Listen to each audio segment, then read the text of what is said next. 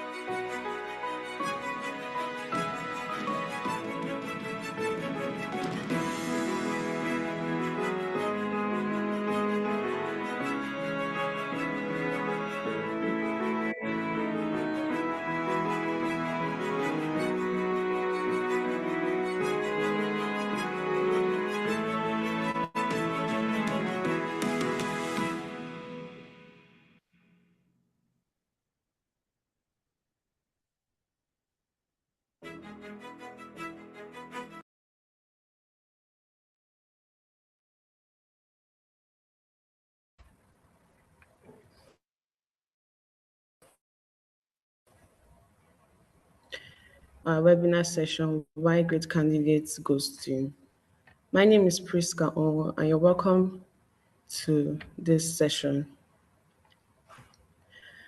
We're so thrilled to have you here today with us, and hopefully by the end of this session, you would clearly understand how and why candidates ghosting occurs across different stages of the hiring process and what it signals about your current approach, the key gaps between candidates' expectations and actual hiring experiences, and how these gaps lead to disengagement. The real business impact of candidates ghosting on talent acquisition, team performance, and employer brand, what candidates truly value in today's hiring process, and how their decision making is shaped by the experience you provide, and practical, actionable strategies to redesign your hiring process, improving speed, communication, structure, and transparency to reduce candidate drop off. But before we begin, here are a few housekeeping rules. Please mute your mic. If questions, kindly drop them in the chat box. Answer as much questions as we can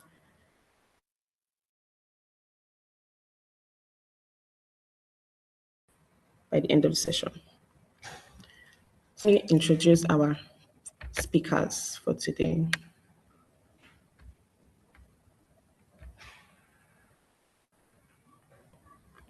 Our first speaker for today is Oluwa Bemigasani. He is a seasoned human resource professional, currently serving as limited, with a strong foundation in HR management.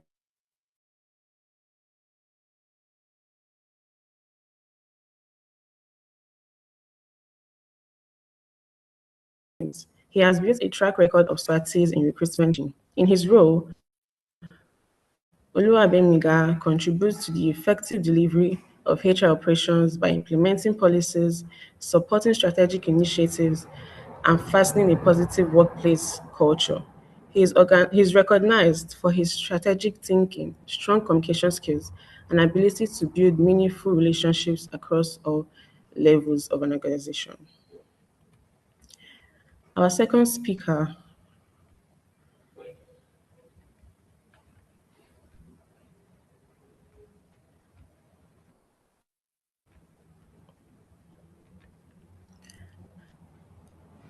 Our second speaker is Wilson Olubayo. He is the advisory manager at Kimberly Ryan.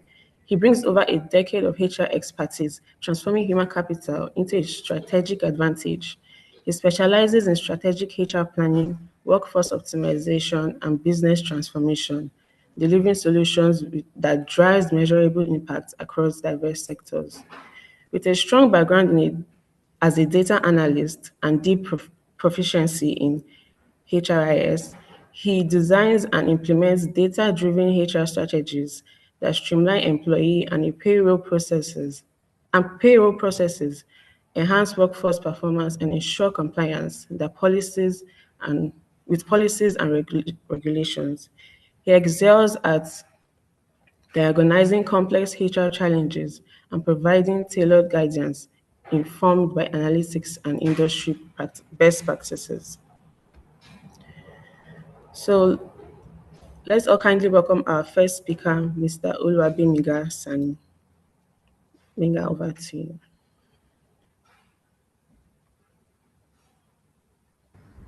All right. Good morning, everyone. Please confirm that you can hear me.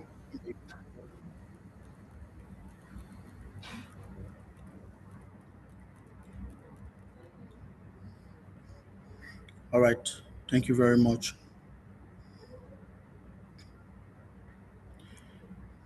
So today we'll be talking about why great candidate ghosts you, fixing your hiring process from the candidate's POV, the point of view.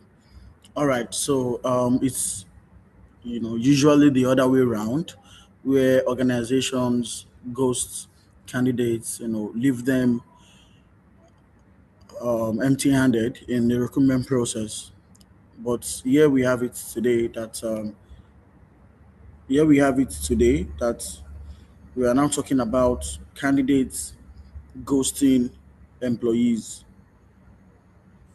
candidates ghosting employers. So, what is candidate ghosting? Candidate ghosting occurs when a job applicant suddenly disengages from the hiring process without any explanation, no emails, no phone calls, no notification. It's just dead communication, nothing from the candidates aspects. You call, you send email, and no response and no feedback. And this happen at any stage from application to post offer acceptance, and is becoming an increasing and increasingly and is becoming increasingly common in today's talent market. Yes, like I said earlier, usually we have the situation of organizations ghosting candidates, but now the switch has been flipped. We now have candidates ghosting organizations, and there are a lot of things that contribute to this. A whole lot of things, and these are the things we'll be breaking down in this session today. So, what does ghosting look like in practice? Candidates stop responding to emails or calls after initial contact. Yes. Interview invitations are ignored or accepted but not attended. Candidates drop out midway through multiple interview stages, and offers are accepted but candidates fail to resume or communicate further. Yes, I've heard different situations where potential candidates will tell you that whenever they are applying for a job role and the job application is getting long, they just close the tab and just abandon the whole application. Or in a situation where candidates are applying, they've listed their work experience, they've listed their education and certification, and then the application still requires, uploading a 1 minute video for the application, and you will just see candidates just, closing the application, not going for that in our application again. So this is what ghosting looks like. So ghosting even starts from the application stage as well. So, candidates not responding to emails, not responding to calls, even during the course of the recruitment process, you have done the first level interview, second level interview has been conducted, or maybe an assessment has been conducted. Now moving on to the third level of the recruitment process, and then it's a dead communication from the candidate. These things happen in in the real practice. These things happen just the way organizations ghost candidates. Now candidates ghost organizations. So moving on,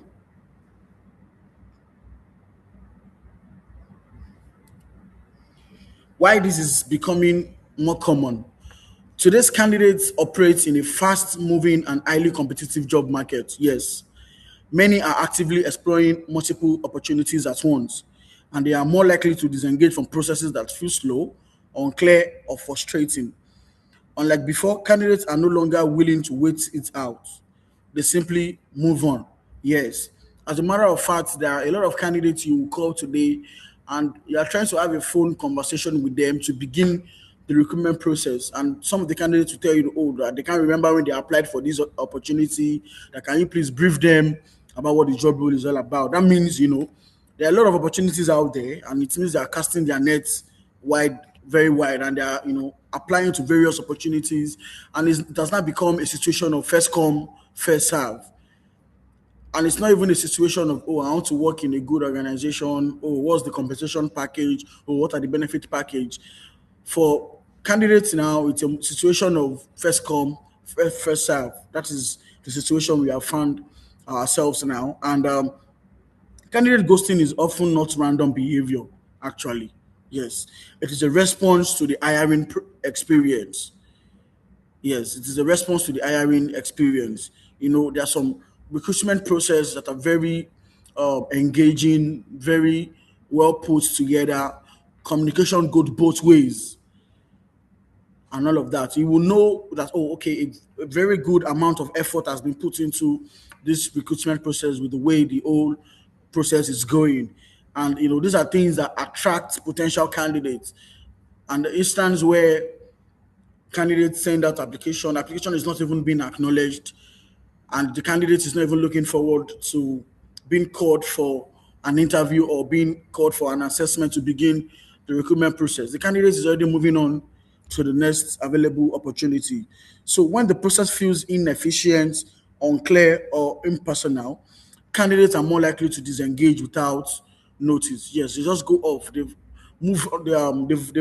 They've gone on to another opportunity, and they are engaged with that recruitment process. So Ghosting can occur at any stage of the hiring process. Moving on, yes. Ghosting does not occur only at the beginning or at the end of the recruitment process. It happens even in the midway the recruitment process, at the very beginning, at the end, even when offer has been accepted, everything has been sealed. On the day of resumption, you will just see the potential or the prospective employee not resuming, and then you call and I'm like, oh, you know what? I'm rejecting the offer. Oh, I received the counter offer. These things happen in the HR space. One common misconception is that candidate ghosting only happens at the early stages of recruitment. No, in reality, candidates can disengage at any point in the hiring journey, and to some extent, this is frustrating for HR managers, recruitment consultants, and the likes when things like this happen because maximum effort has gone into the recruitment process, whether you like it or not. Calling candidates, following up with candidates, giving feedback as and when due, sitting on interviews, putting assessments together, even a group assessment, putting all these things together. A lot of effort, logistics, management has gone into this process. And then at the end of the day, when candidates even accept the offer and then they're telling you, oh, you know what, I'm not going ahead again. And then it's now all over, starting the process all over again. So it can be time consuming and even demotivating as well. But at the end of the day, all this still boils down to the experience of the candidate. As a matter of fact, you can put everything right in the recruitment process. You can, have the best communication system. You can have the best feedback approach. You can organize a very well put together assessment, group assessment, and all of that. And at the end of the day, the candidates can still ghost you. So it happens. Understanding where this drop off occurs is critical in fixing it. Key stages where candidates drop off. The first one, post application stage. Second one, the after initial screening or first interview. The third one, the midway through the interview process. And the fourth one, after final interview or offer stage. These are key stages where candidates tends to drop off in the recruitment process. So what does this tells us? Ghosting is not a single stage problem. It reflects friction across the entire hiring process. Each stage presents a potential drop-off point, and the longer or more complex the process becomes, the higher the risk of losing candidates. Yes, there's some candidates that will tell you that, oh, this role is an entry-level role. Why am I going through all this rigorous process? Some organizations have recruitment process for an entry-level role, and you will see 8 stages, 9 stages, and then in fact, some candidates will even tell you that how much is the salary? How much is the salary of this role again? Because most candidates don't have the patience, and some organizations have failed to realize that different um, job role require a different approach in its recruitment process. Moving on, candidate ghosting is often a reaction, not a random behavior. Yes. I know some people would argue that, at times it all boils down to the candidates. They can just wake up one day and decide, you know what, I'm not going to attend this interview. Even after you have sent an email, you've acknowledged that, oh, I'll be there. In fact, I've even followed up with a phone call on the day of the interview, like, oh, don't worry, I'll be joining the interview by 11 o'clock. And then by 11:01, they are nowhere to be found. You're looking for them. You know, at times, this ghosting is a situation of a reaction. It's a situation of a reaction. In many cases, candidates do not disengage without reason. Yes. Ghosting is typically a response to friction, uncertainty, or negative experience during the hiring process. Understanding these underlying causes is key to effectively addressing the problem. So the first one, slow and delayed hiring process. One of the most common reasons candidates disengage is time. Yes, there are candidates that are very desperate to get a new job. Rent is due, the bills are piling up, and they need to get something going on for themselves.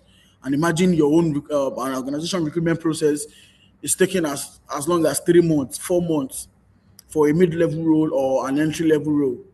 The process is slow and delayed and is not efficient in this instance. So candidates are bound to ghost in this situation.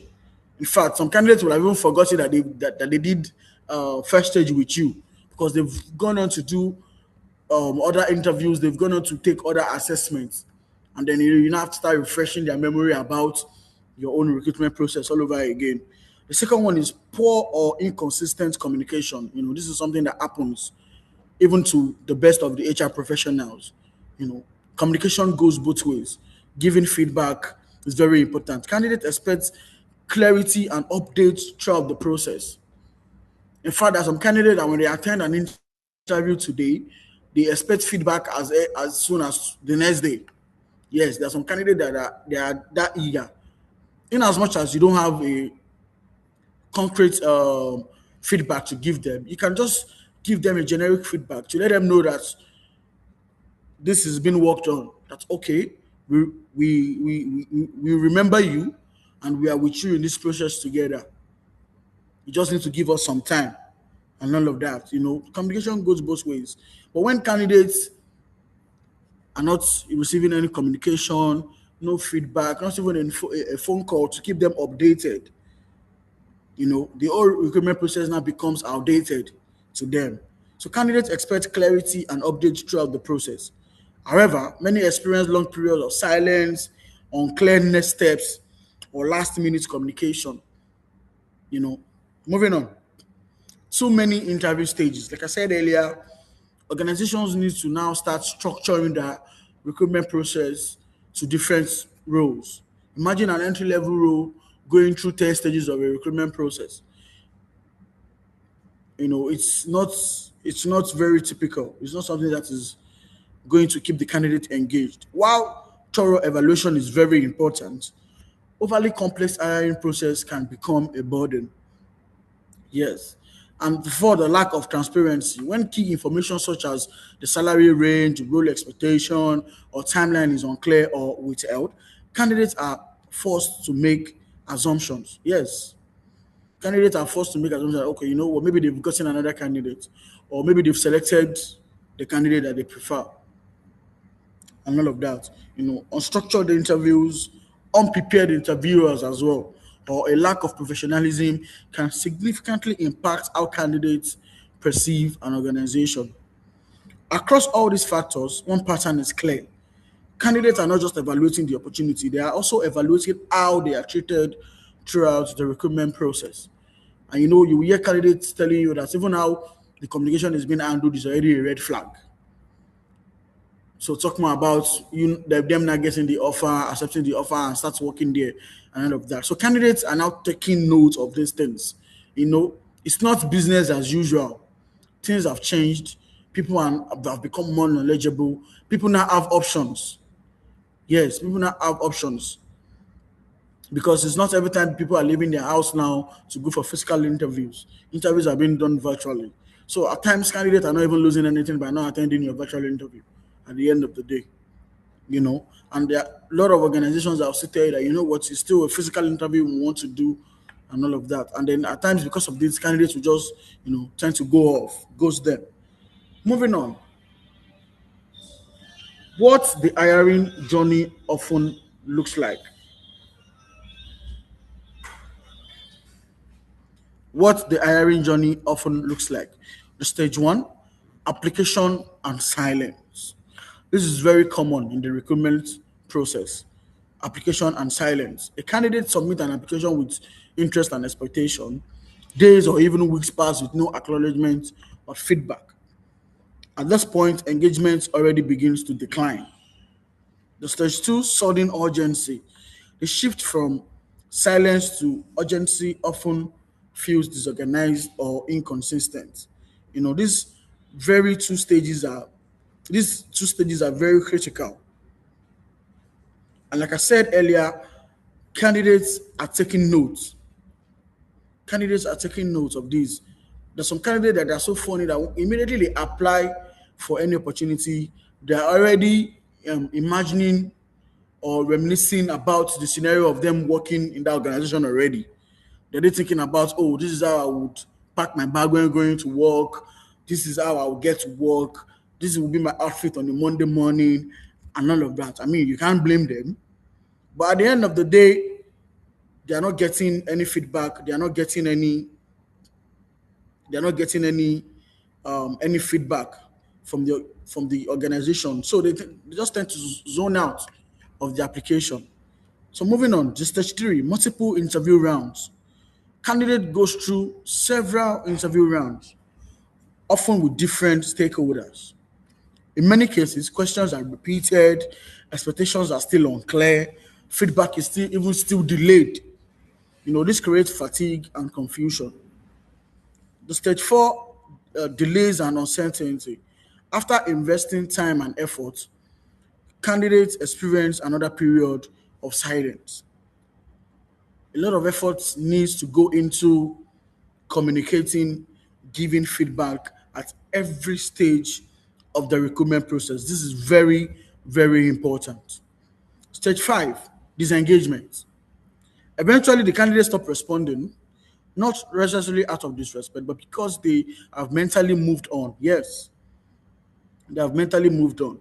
And what this reveals is that the issue is not a single failure point, it is the accumulation of several inefficiencies and poor experience over time. Moving on.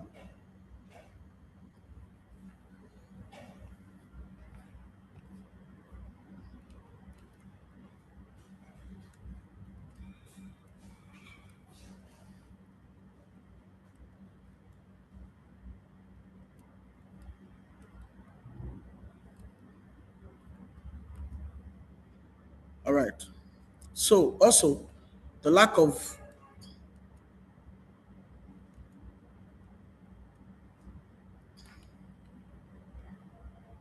so what candidates expect.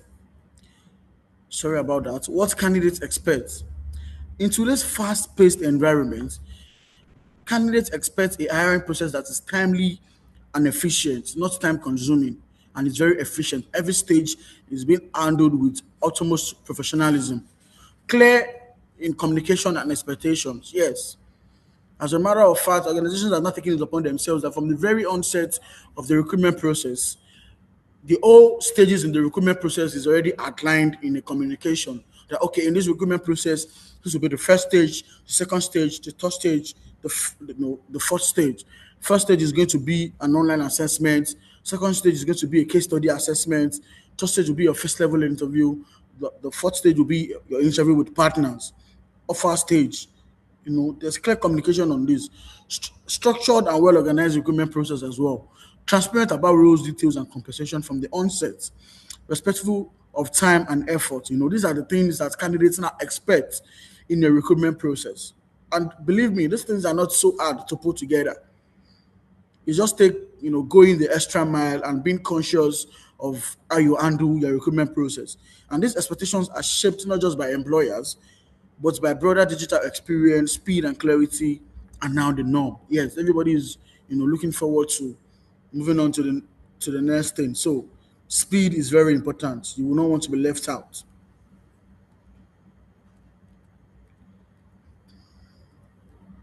In contrast, many hiring processes are perceived as slow and unpredictable, lacking clear timelines or updates, repetitive and unnecessarily complex, vague about key details like salary and role scope, inconsistent across interview stages. So understanding the gap, the difference between expectation and reality creates frustration. When candidates feel that an organization does not meet basic expectation around communication, structure, and respect, they're more likely to disengage, often without explanation. Like I said, it's an inward experience for candidates already. Candidates will tell you that, oh, if they can handle their recruitment process like this, I wonder how their work culture is like over there. So, what this means to employers. Candidate ghosting is not simply about candidate behavior. It reflects a misalignment between modern expectations and traditional hiring practice. Closing this gap is essential to retaining candidate interest and improving the hiring outcomes. The cost of candidate ghosting. Yes, there's a cost for it. Loss of top talent. High quality candidates are typically the ones with the most options. Yes, they have 4 interviews lined up for the week, and you are taking 3 weeks or 4 weeks to get back to them. When they disengage, organizations lose out on critical talents, and they could drive performance that could drive performance and growth of the organization. Increased time to hire. When candidates drop out mid-process, organizations are forced to restart or extend the hiring cycle. This leads to longer vacancies and delayed business outcome. And the third one, reduced team productivity. Open roles place additional pressure on existing team members, workload increase, deadlines are affected, and overall possibility productivity can decline. The fourth one, negative employer brand. Fifth one, higher hiring costs. And bringing this together, candidate ghosting is not just a candidate issue; it is a business risk. It affects talent acquisition, team performance, employer reputation, and ultimately organizational success. So, what candidates really want? What does a candidate want? Understanding core candidate expectation, what they expect, speed and responsiveness, clarity and transparency. This is very important. Clear about the role expectation, hiring stage, the timeline, and the compensation. This reduce uncertainty and builds trust. The fourth and the fifth one, respect for time and effort, yes, and consistent communication. The hiring experience gap, the perception versus reality. So you can see from the employer's perspective and from the candidate's perspective. From the employer's perspective, this process is structured and thorough. Multiple interviews ensure better decisions. Delays are sometimes unavoidable. But from the candidate's perspective, the process feels slow and fragmented. Communication is inconsistent. Expectations are unclear. Effort is not always acknowledged. So closing the gap. Improving the outcomes requires shifting from an organization-centered approach to a candidate-centered approach. When the process is designed with candidates in mind, engagement improves and drop-off reduces. All right. So,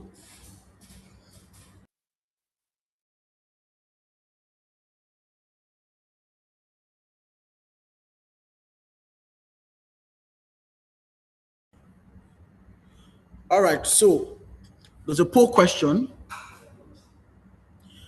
Kindly take a minute to take this poll. Have you experienced candidate ghosting in your hiring process recently? This is for the HRs in the house. What stage do you lose candidate the most?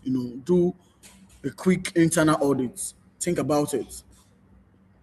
And which of these is the biggest challenge in your hiring process today? So we have about a minute to take this poll.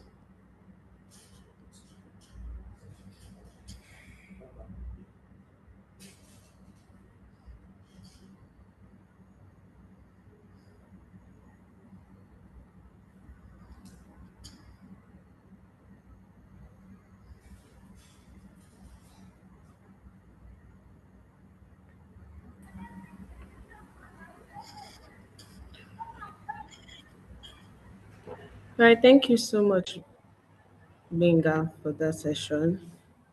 Please, you guys kindly answer the poll in the chat box.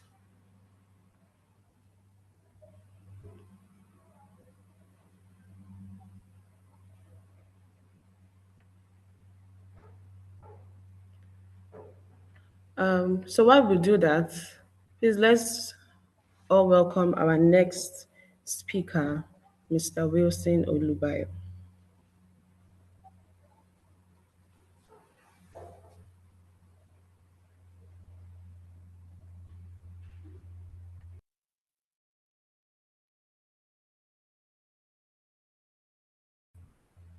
Wilson, you're muted. Okay, all right. Thank you for that, Priska, and thank you, Benga, for a very insightful foundation to this problem. So have we all filled the poll? Okay, okay, all right. So the feedback is yes, successfully. We have a 67% rating for the first question, which is have we experienced this ghosting in our various companies or organizations? For the second poll, uh, we have a 32% for at what stage, and that's speaking to during the multiple interview stages. Okay, so it's a very a very common problem. Um, oh wow, this is great. So we have a 60% on poor communication for the third stage, right? So we've highlighted, most of the challenges that we currently face in our organizations as regards the hiring process and what we can do better. So now we'll talk about the approaches. How can we approach this? How can we do better? How can we redesign our hiring process? We've highlighted from what the first speaker, Mr. Benga, said. He has keyed in four critical areas. From the application to the screening to the interviews and the decision making. So how can we actually optimize this as business leaders, as executives, as collaborators within an organization. So we'll be running through a four-step process, how we can optimize this in our various organizations. And as the poll has actually said, it's a common problem. It's really a common problem for everyone. So how do we do this? The first step is improve speed and efficiency. I know that most companies at this stage, at the application stage, it's pretty much fast. There's a mandate. Oh, okay, we need so and so hires. We need a certain number of hires at a particular time, and we need it within a specified time frame. But usually, how do we actually outline this process? What's the efficient way to actually run through this process? What is the practical solutions we can actually give? Starting with the applications, right? From your JDs to the first call to screening, we should have a very defined process for communication, right? We should schedule next steps almost immediately. We should have I think most times now we have companies, having ATS, installed in their process, in their application process, in the interview process. So it's actually, those ones can actually be timed. But even if that is not, even that is not done, we can even have this auto response for some mails, for the recruiting mails. When we get CVs, there's this feedback. We'll get back to you within a specified time frame, right? And most companies should actually keep to that because that is the key. That is the very beginning for redesigning your process. And for doing that, we can actually have, a very structured process flow, and that starts with the designing the entire process from end to end. So you talk about the JDs, you talk about the application flow, the procedures. How can we do this better at each stage? How do we quicken the feedback? We understand that sometimes feedback is not even on the recruiter's hiring man's table; it's on the leadership end. But that will get to that, right? So designing the process starts with speed and efficiency. So in that, it also shows how proficient we are, how professional we are in our activities, and also respects the candidate's time, which is actually very key. So it's not just only for executive level candidates, even for the junior level too. Every level, as long as you are interviewing, they are interviewing for your company. Always respect their time, always communicate.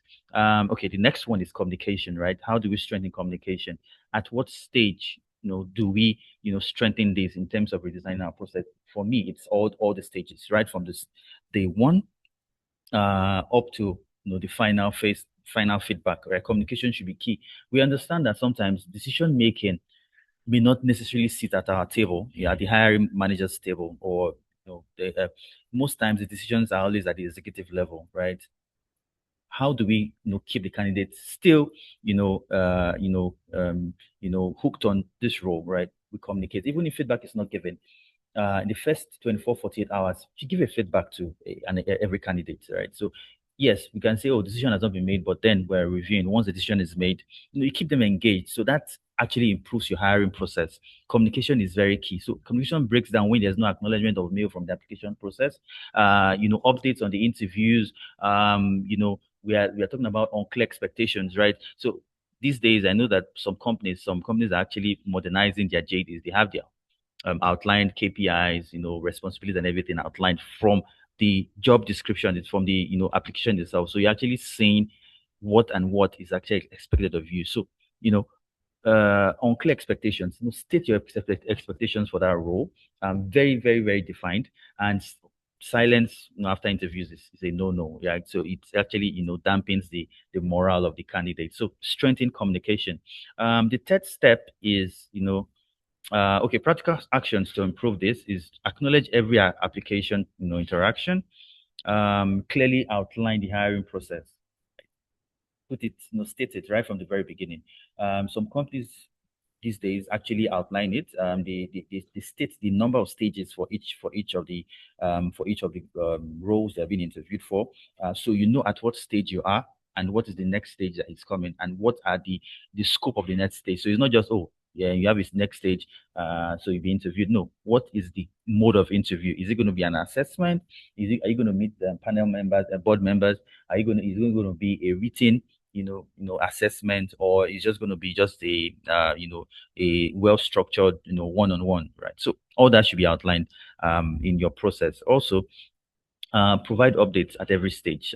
Mentioned that before. So what is the third approach to actually make this a better hiring process for all of us, right? Simplify the structure right from the organizational part, right? For us leaders, for business executives, for hiring managers, structure the process to make it a very, very defined. So and one thing about having a very structured process, it actually empowers or helps your employer brand, right? So at that point, and this for me, I think for me, this is only the first one, right? So we need to actually structure the process from start to finish. So structuring the process, you actually, embed these other, key 1, 2 steps into it. So from the very beginning, have a very defined flow to your interview process, right? So, and I know that sometimes it may not sit at the HR table, right? So, but you can always recommend, okay, so we're meeting, we're having this drag in candidates, you know, top candidates, right? We're having this drag, recommend a better way of doing things, in the process. If it's a decision point, if it's at a decision point, I mentioned from key points from what my colleague has mentioned before at the application screening, interview, and decision point. Decision is like the fourth part. So if it's at the decision point, recommend the 48 hours feedback. So if it's non-conclusive, right, communicate to the candidate, that, okay, so this is still under review. We'll give you a defined feedback, but always keep them engaged. Some of the common issues in the hiring process is, for this phase, is for this approach is very varied, very varied. Too many interview stages, the feedback, repetitive questions across interviews, alignment issues, no proper evaluation criteria, and that is why we need to actually structure the process. So structuring the process actually, involves you having a very structured evaluation criteria for at each stage. So you pick the most high scoring candidate at stage 1, 2, and 3. So you keep streamlining them up to the final stage where you could have 2 or 3, or however the employer deems fit. It could be 4 or 5, right, for the final stage. But actually have a structured process, evaluation process that actually speaks to objectivity and clarity too, so that when you are actually doing your audit, because most companies actually do um, um, um, entire organizational audit, which also involves the HR, the human resource unit. So you could actually look at how your hiring process is. Was it well structured? Was it objective in terms of the evaluation criteria? Was it well outlined? The rating and everything, was it? Limit interview stages to 2 to 3 rounds. Give or take at most 4, right? Maybe the fourth one will just be negotiation, the final negotiations.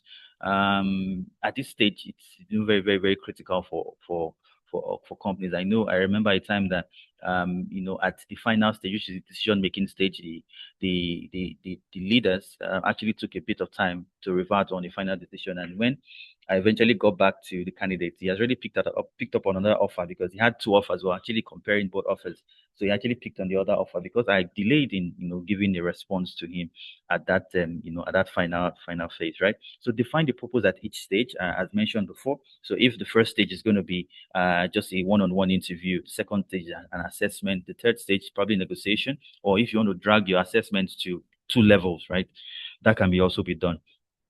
Align interviewers to avoid repetition. So you are meeting at you're starting with probably the hiring manager, you're moving to the next line manager or the executive. Then probably if it's a board level one, then just structure the stages and the level and at which the panelists are going to be on board. Use a structured evaluation framework. I cannot emphasize this enough. It's actually very key for having a very well defined and actually well analyzed and evaluated candidate. So you always want to have the best.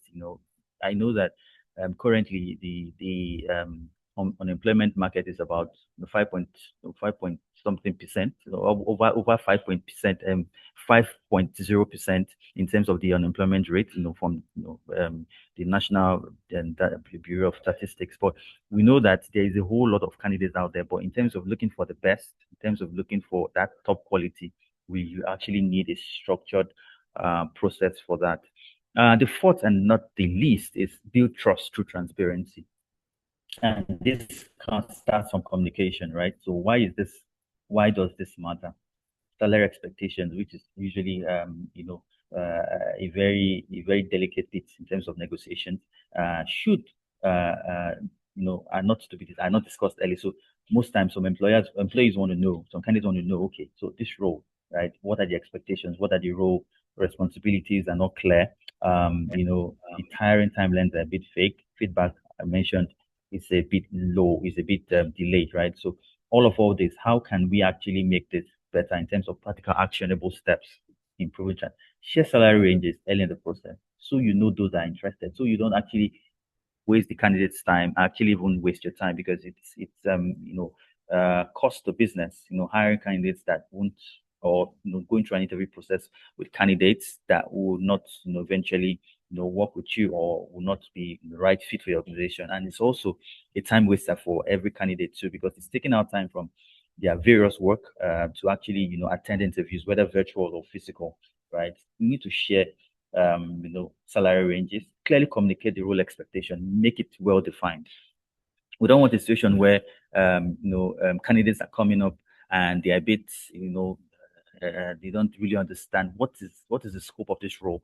Is it saying an analyst, or it's an associate, or are we looking at, okay, this role, am I going to be interfacing with a particular unit, or is just going to be a stand? So I think we need to actually do better in terms of outlining the expectations right from the very beginning, so candidates can actually align before even the start of the interviews, right? So be honest in terms of about the timelines and potential delays, right? So still speak to communication, right?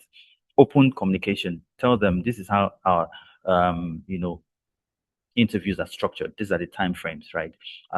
So as so and so week we'll do this, right? So but we'll definitely communicate with you on the most convenient time, right? So but have it within a certain period. So that speaks to transparency, that speaks to trust.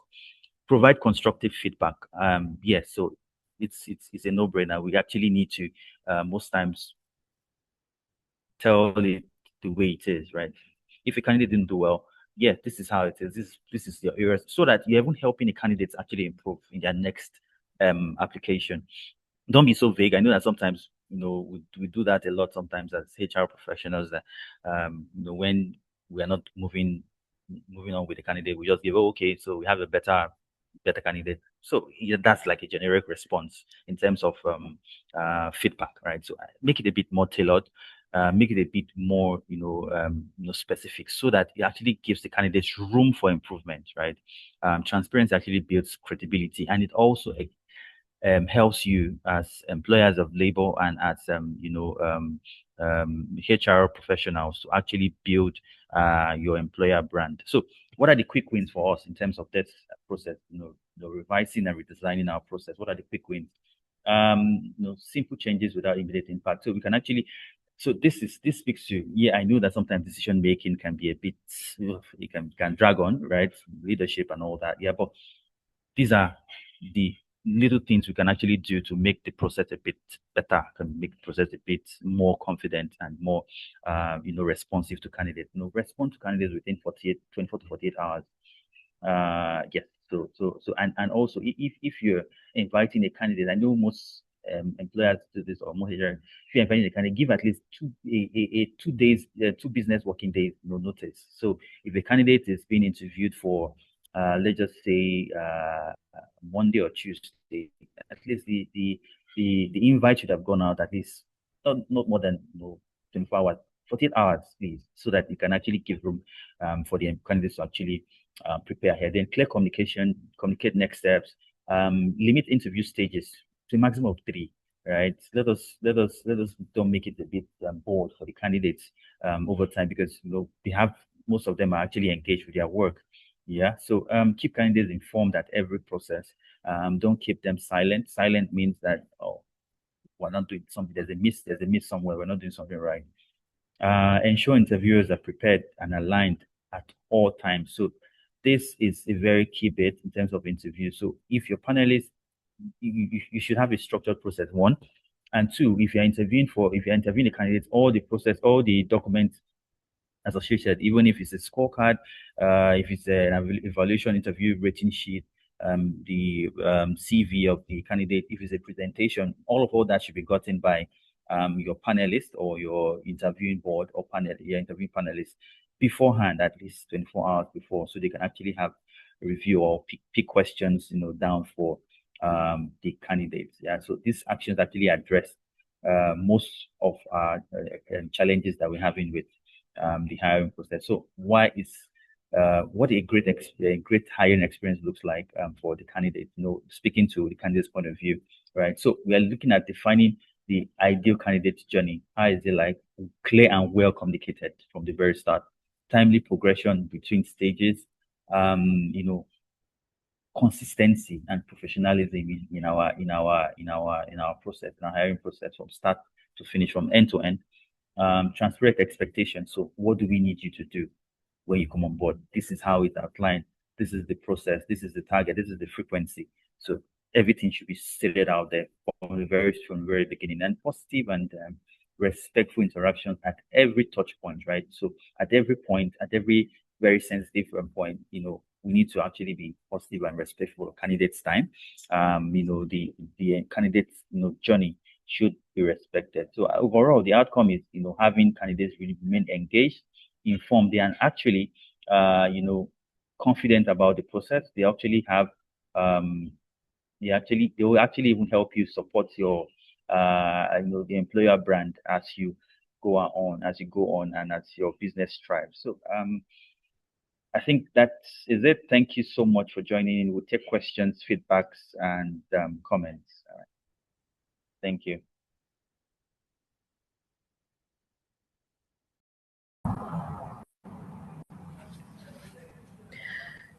Thank you so much, Wilson. That was very insightful. So now it's time for the Q&A session. Does anyone have any questions then from what has been taught and learned today? Please, if you do, omit your mic or comment it in the chat box, and we'll do well to answer those questions.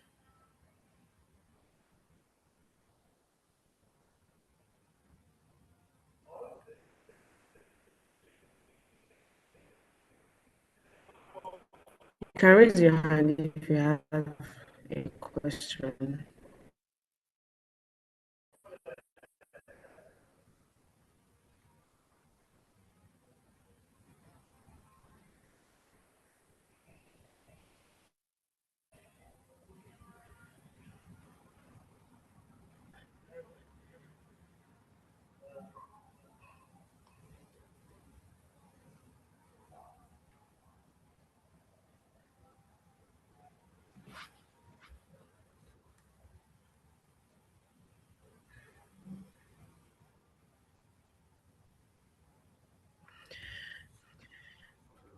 Okay, so it seems we all understood what our speakers, Mr. Bemiga and Mr. Wilson, has taught us today. In absence of no questions, thank you guys so much for joining us in this webinar series today.